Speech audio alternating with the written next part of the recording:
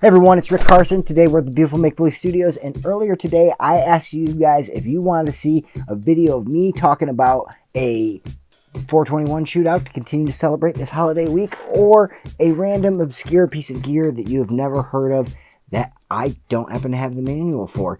Interestingly enough, after getting frustrated with this thing again today, I looked and there's a manual for sale that is $70 on Reverb.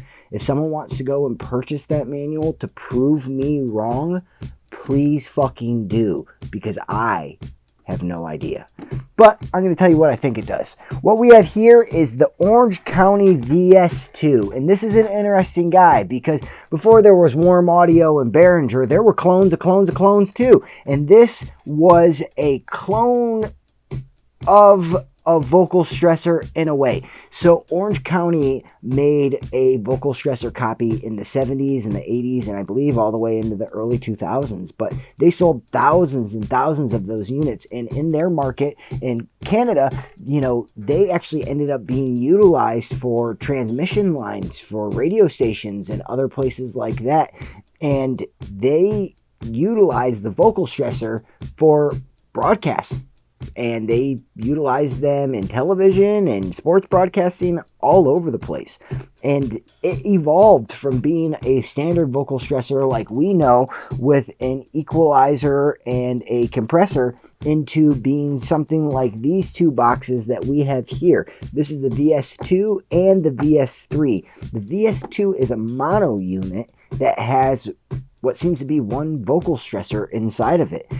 The VS3 is a little bit more complicated, and if you guys like this video, I will go and try and figure out what's going on with the VS3. It's got some cool features, one of my favorite things being this plug-in card on the front that has all of these awful dip switches that we're about to talk about removable, so you can take your presets right with you and throw it into the front of a unit.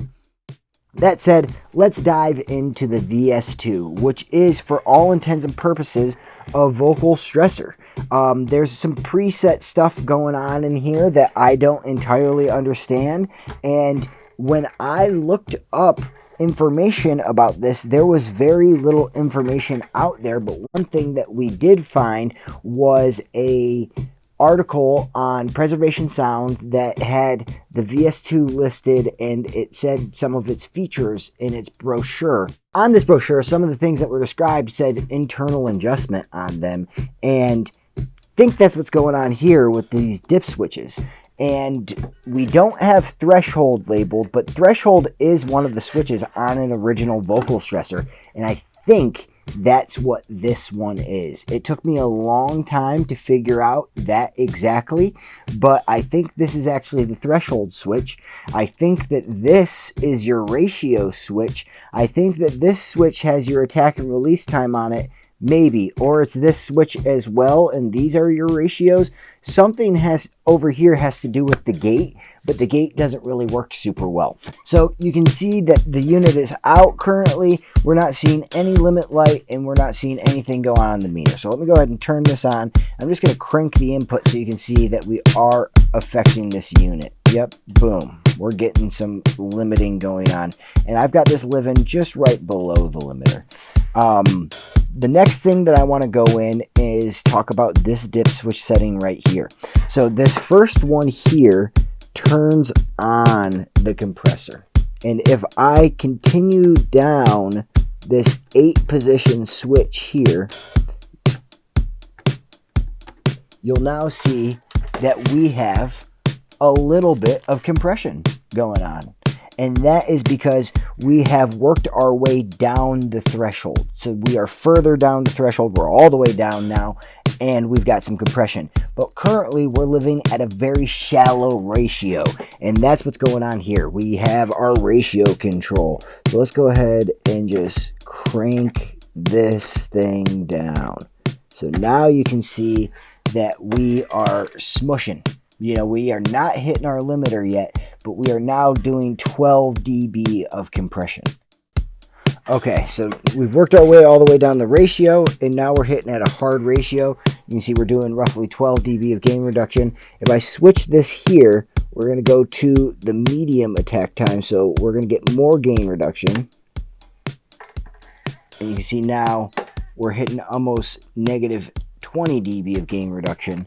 And if you see here, if I go and hit this one next to it, our meter's moving even faster. That's our fastest gain reduction. So we can go ahead and use release. We can slow those things down. We can use our auto release, which will speed up our release even faster than what's happening with the manual release. But currently, that's what I figured out. As far as the gate controls, I believe that this one over here is the difference between on and off. This one changes the expansion ratio, and then you have 3 different expansion times, but it doesn't seem to be functioning the way that I would expect from a vocal stressor. And the contour control is very interesting because it seems to almost preset the compressor to a very, very gentle setting. That I think sounds great. Probably one of my favorite features about this box, but ultimately I have no idea how to control it. So take that for what it is. So, you know, I'll put our compressor response back to flat, and let's go and figure out if we can get something that I think would be usable for this drum set. So I'm going to want the slowest release, and I'm going to work back my ratio to probably like a middle ratio like here. And then I'm going to go and just work off my threshold a little bit.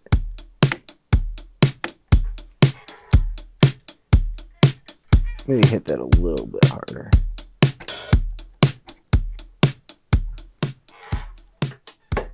That's one too much. So now I'm doing about 4 dB of gain reduction. You can hear it's quieter. Probably about 4 dB less than it was.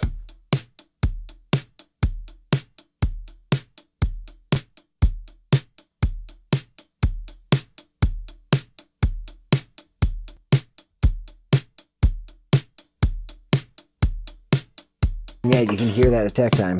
So let's change that. Let's get it going real hard. Even faster.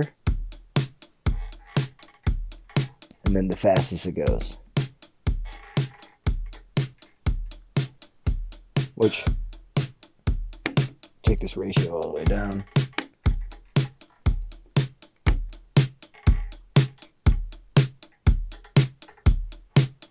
Take the attack time back off.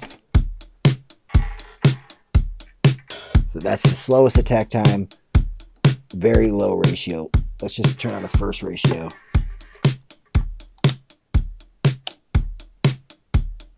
Sounds pretty good to me.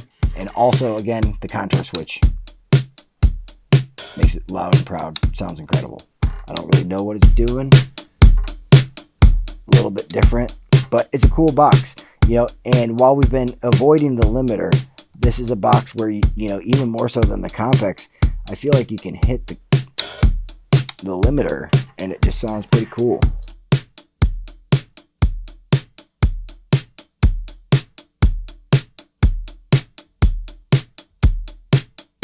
So that is the Orange County VS2, which is a box that I don't know exactly what it does.